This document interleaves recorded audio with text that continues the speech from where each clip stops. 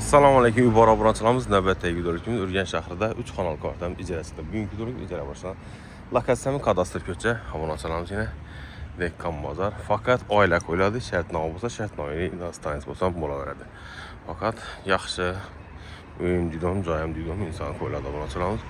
Görüşləməkən domuz əldə fasadlarına xəbət versək. Birinci katına oturaraq yine balon yoxlar, biz yetkilər. Köp adam domunu aldı, taşımışdın gözətmişdisində yine.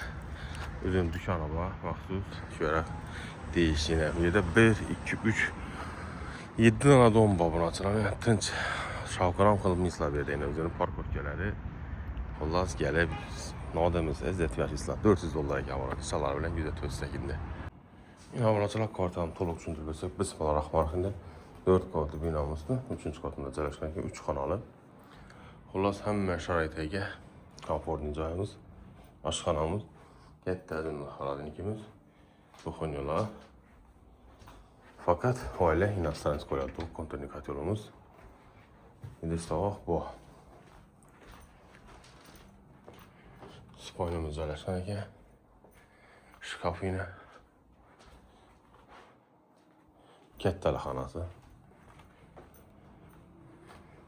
Şimdi bandesi hanım birden tezorba ihtiyacını şeker altlarımız. Bir de şkaf var. Patalaklansam niye bir işine zütülüne ya.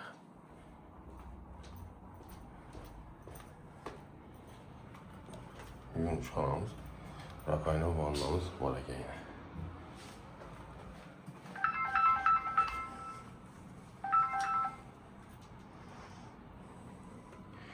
Benim için de hacet kanalımız.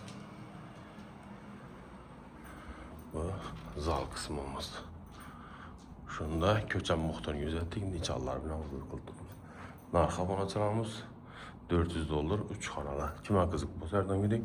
99 074 46 41 ili 91'lik 425 06 alakaçkası.